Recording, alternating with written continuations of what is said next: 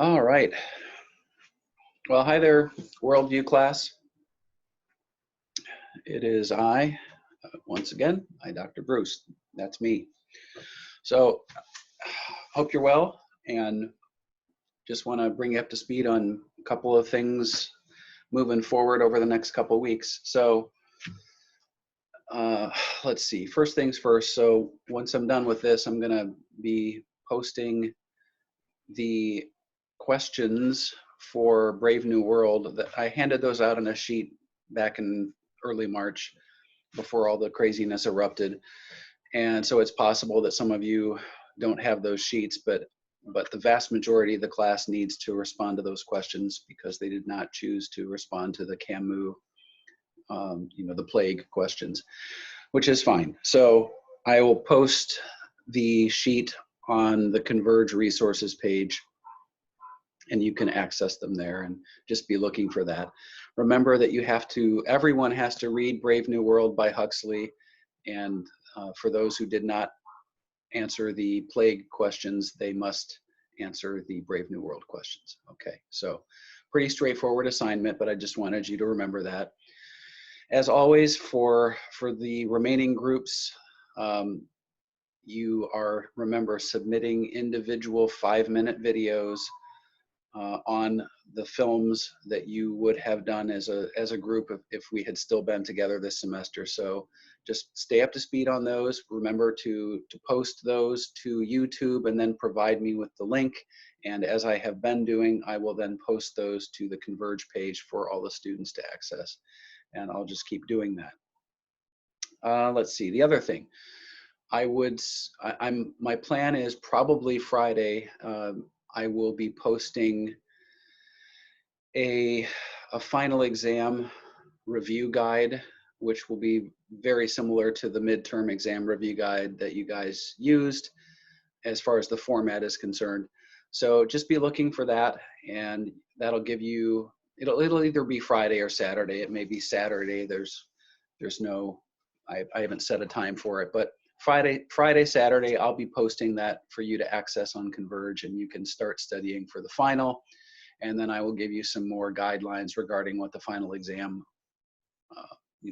organizing concept will be and all that. So that's coming up for us. We're getting there pretty quickly. It's the last 9-10 days of the semester are going to just zoom by. That's for sure. But just keep pushing, keep plugging away. And I think, honestly, if you're like me, you probably find that staying busy amidst all this craziness that's going on, and amidst all of the, some of them paranoid and delusional statements about COVID-19 that keep people up at night. I think sometimes it's better to limit the intake of the crazy and the scary, and just try to pray and be calm and focus on what you can do and what you are responsible for, and kind of carry forward from there. So that's kind of where I've been trying to be. It's not always simple, but that's where I've been trying to live and breathe, right? So you may find that that's also helpful for you. Okay, so today, for April 15th and 17th, so the Wednesday and Friday of this week, we're actually digging back into, I should say, secular humanism. And I'm going to make a couple references to some pop culture things in a minute, and just kind of get your minds working a little bit in those ways. But before I do, I think it might be helpful to just rehearse a little bit. So 2 things for you to do that. Before I dig into it here, I also want you to be aware that I posted again. I went back onto the Patheos website, and I found that they also they have this library of online library, I should say, of different philosophies and worldviews. And so I posted another Patheos link that takes you to a piece on secular humanism. It's very straightforward. It's not anything that you didn't read in the Sire text a few months back. So it's just another way to cover some of that, and it's pretty short, so I thought it might be a useful thing for you to reference. So just please do that. Please access the Patheos link. and read what they have there, in addition to allowing me to go back through a couple of concepts here. That way I think you'll be, you know, fully enabled as far as your understanding of secular humanism all over again. So remember, this is a bit of redundancy here as far as Christianity versus secular humanism, but we went back through this, or we went through this, I should say, back at the end of January. It may have been the first week of February.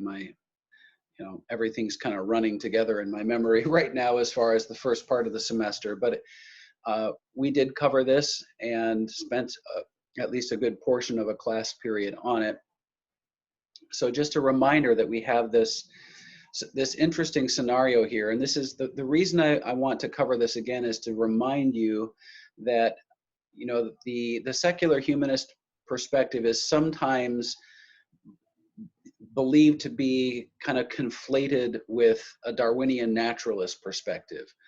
And there is some crossover, but it's not complete.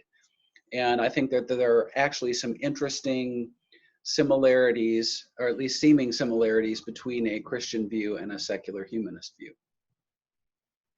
So we have, you know, going through the screen real quickly, obviously, it's pretty straightforward. I don't think I have to explain too much of this to you again, because we've already talked about it. You see the basic differences. I want to draw your attention again to something we have talked about.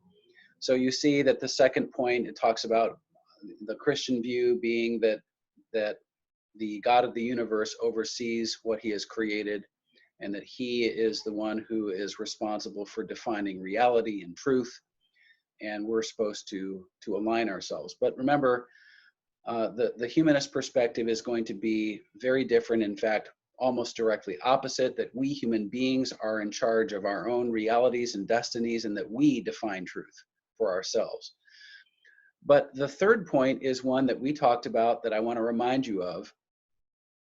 For the Christian view, we do believe that life is purposeful and orderly, and that the created order reflects the logical, purposeful mind of the Creator, and that through that lens, we as human beings find our purpose, find our structure and order and our meaning through the universal created order that we have been given.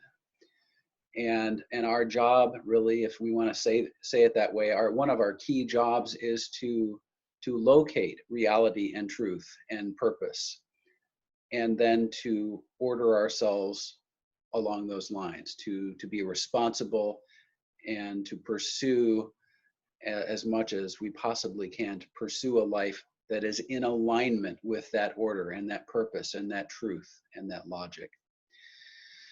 Interestingly, the secular humanist would, at least at one simple level, they would agree, and that is the notion that life is orderly.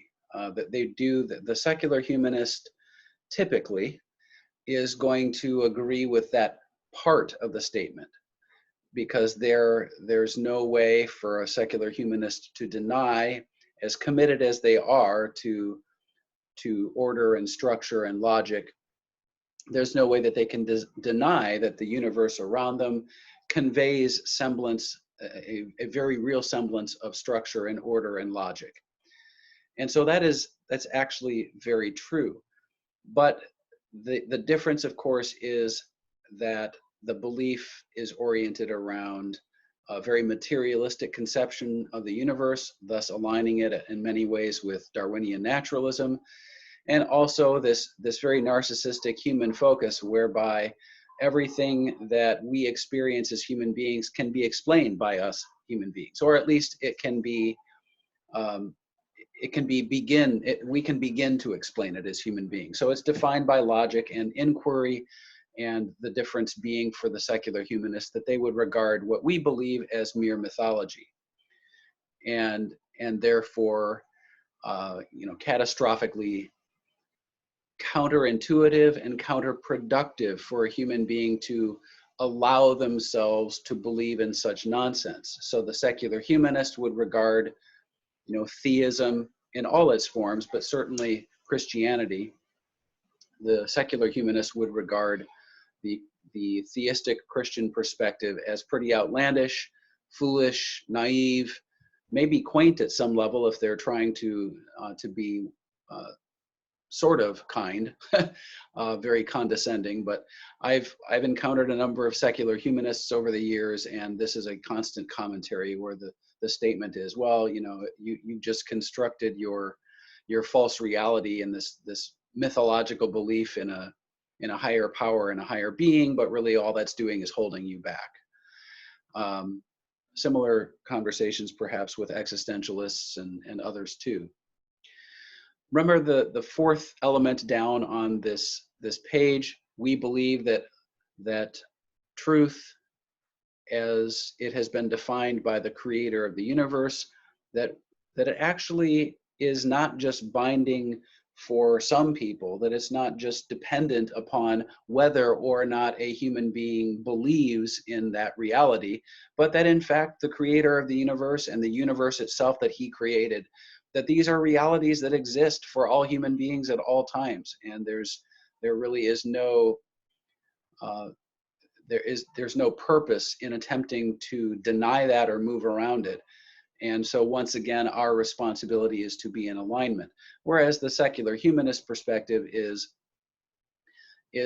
a little bit different than the radical subjectivist, in the sense that truth is not entirely defined by each individual human being. The secular humanist would argue that truth is defined by our inquiry into a rational, empirical construction of our world, understanding of our world, as the fourth point says.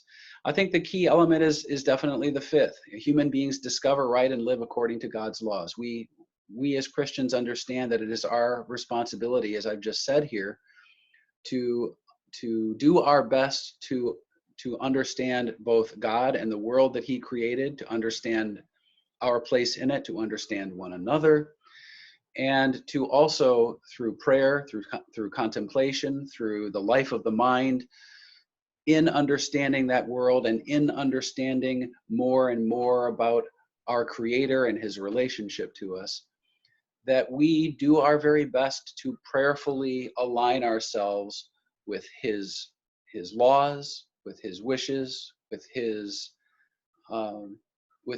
the realities that he's created.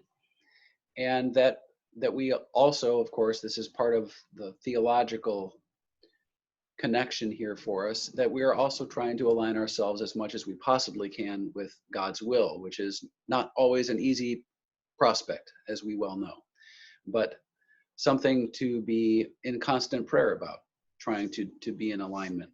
Obviously, the secular humanist perspective is going to discard that completely. The belief being that human beings don't have to, you know, it would be outlandishly stupid for them to believe in aligning themselves with a being that they do not believe exists in the first place. So of course, aligning themselves with God would be about as outlandish a concept as any secular humanist would hope to entertain. So humans determine right for themselves solely through the inquiries and the deductions that we've been talking about, and they live according to that construct. So the secular humanist view is certainly going to be oriented around, you know, empirical, provable belief, or at least as they see it, provable belief, data sets, empiricism, things that can be measured, understanding that humans can actually hope to claim. The Darwinian naturalist perspective and even the Marxist perspective, because they're both based in a material foundation, a material philosophical foundation, there is often a fair amount of overflow or conflation between secular humanism and those worldviews, those philosophies. So these are some of the realities that are important. As you read through the piece on Patheos, it's going to remind you of some of the same things and fill in a couple of gaps here and there. But now I did want to address, or at least begin to address, a couple of the the pop culture references. And first and foremost, just for fun, I keep posting those pieces from the existential comics. I think they're lighthearted, but they're clever ways to get at philosophy. And the one I posted dealt with Sherlock Hume. And the reason I did that, Hume technically lived before obviously he lived before the modern era in the 20th and the 21st centuries, when modern secular humanism really, has morphed into being the way that we know it now. But the reality, of course, is that much of what secular humanists believe now in the 21st century, you would find in play, perhaps under slightly different rhetoric or slightly different terminology back in the 17th and 18th centuries, leading up to and during the time of the Enlightenment. And Hume, as an empiricist, right, he certainly does still fall under the humanist umbrella to a degree, so the secular humanist umbrella. So my posting of Sherlock Hume, I just thought was a clever way to connect to some of these concepts. Regarding some movies, so you guys have a list of films under secular humanism, and we have members of the group presentation who are now submitting their individual 5-minute videos. They're responsible for a film called The Life of Pi, which actually dabbles in a couple of different worldviews, to be honest with you. But I think the secular humanist worldview actually undergirds a lot of it. Even though you'll see some pantheism in there, so you'll see some Hinduism, you'll see some Buddhist concepts. There is even actually some reference to postmodernism, but I do think the secular humanist perspective is a crucial underpinning. So we'll let the group members present their videos, and I don't want to say any more and steal their thunder. But I did want to mention 2 other films on the list for today. I'm going to come back and deal with a couple of other pop culture elements on Friday when we come back and I do Zoom lecture part 2 on secular humanism. But for today, there are 2 films. So I posted 2 links that I want you to watch. The first film that I want to just mention here is a, I think it's kind of an average film. I don't think it's a particularly spectacular movie, made by Wolfgang Petersen, and it's retelling the events of Homer's Iliad about the Trojan War taking place in about 1150 BC.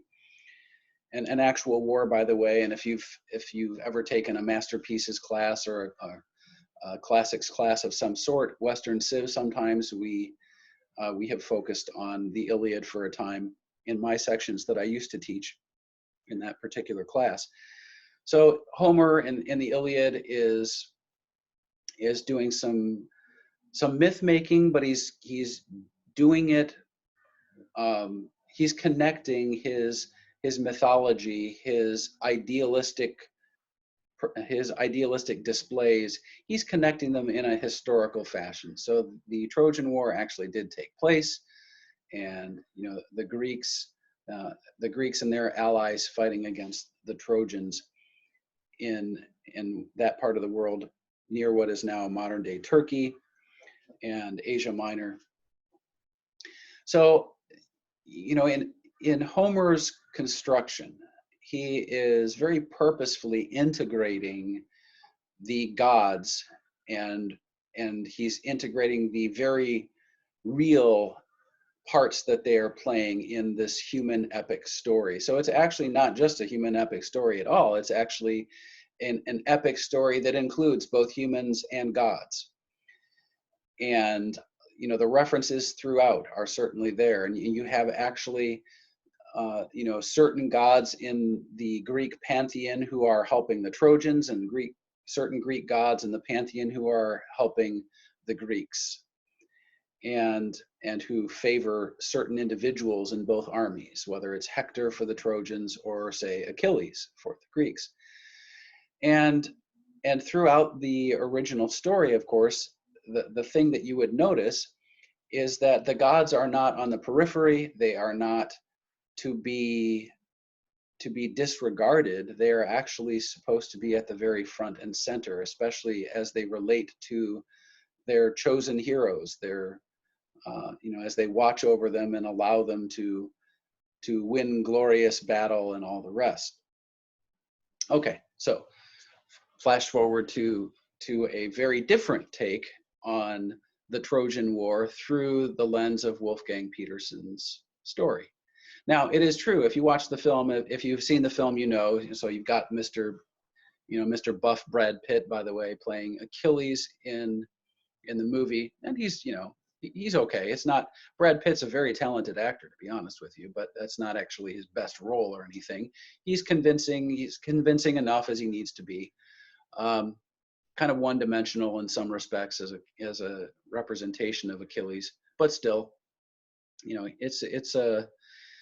it's a workman's job there. He does it pretty well. It's not a bad performance. It's not a spectacular performance, is probably the way I would put it. But when you watch the movie, one thing you note is that although the gods are sometimes referenced and maybe even acknowledged as somehow existing, whether the Greeks are referencing the gods or it's the Trojans, the entire story takes place without this physical representation of the gods coming to the forefront. And throughout the course of the film, some of the key characters are, if they're not directly mocking the existence of the gods or mocking those who believe in the gods, they're certainly coming pretty close. Achilles does this even when Achilles lands with his armies and they begin the invasion of the Trojan landscape. One of the first things he does is cut off a statue to Apollo. And his opposite in the Trojan army, Hector, takes note of this and actually makes a speech to his fellow Trojans in which he says, look, this guy came and he hacked off this statue that is intended to pay homage to Apollo, and Apollo didn't do anything. And he also, in that same speech, Hector says, bird signs, all these things you guys are talking about, how many troops does the sun god or the moon god or whoever, how many troops do they actually command in reality? And similarly, Achilles gives a speech. He's actually in the film anyway, he's in his tent with Briseis, and he's at this point, because he's hoping to sleep with her, he doesn't insult her completely, but he's definitely on the edge of insult, as he essentially is asking her why she would devote her life to the service of something so outrageous and fake as the gods. And then he makes a very interesting speech. So the clips that I posted for you, he makes a very interesting speech about the Greek gods. Assuming they exist at all, the Greek gods would actually envy human beings because we're real and we have emotion and our lives are impermanent, and that makes them all that more glorious and beautiful and all the rest. So the point is this, the way that Petersen and his screenwriters constructed the film minimizes the role, and in some cases even eliminates the role of the gods in the Iliad story, and at the very least drastically minimizes their roles to mere reference, occasional reference. And the story becomes all about human beings themselves and their raucous emotions and their flawed humanity and what they themselves can or cannot accomplish. And it in essence is a secular humanism approach to the Iliad. And in one of the segments in the book Hollywood Worldviews that I use for my film class, the author Brian Godawa gets at this very thing in his book, referencing the film Troy. So I want you, if you haven't seen the film, that's fine, but I would like you to watch those two clips. The other film that I posted a couple of clips on, actually, I think I just did the one clip in this case, was the film Interstellar by Christopher Nolan, which is a very interesting film. As with most of Chris Nolan's films, he is incorporating a fair amount of philosophy into that particular epic. It's a great sci-fi film. It's actually very reminiscent in some ways of 2001: A Space Odyssey. I'm not going to belabor the plot lines here for you. I'm not going to drive my way through all of them. The real quick plot line is this: human beings have exhausted their resources on the planet Earth, and the blight is taking over the planet, and crops are not able to, exist anymore, and humanity's in danger of extinction because of this. And so the idea is that human beings are going to find another part of the galaxy or the solar system in which to live. Sending the plot line on its way as these explorers try to locate a different world for all of humanity to move to and to colonize, in essence. Throughout the film, we are led to believe that there may be a godlike presence. So Christopher Nolan and his screenwriters cleverly construct this subplot, right? This parallel plot line that makes the audience ask the question: is there a higher power, right? If we're going to use some of the crazy terminology that's run around these days, but maybe for our purposes here, is God part of this story? Is he making his presence known very subtly as these characters are interacting and experiencing life? And throughout the film, we're given the occasional suggestion, right, that there is some non-human entity, a spiritual entity of some sort, that is interacting with these human beings and is somehow maybe even helping to determine the present and future realities of all of human life. Fast forward to the end of the film, and the clip that I posted is when the protagonist, played by Matthew McConaughey, his name's Cooper in the film. So where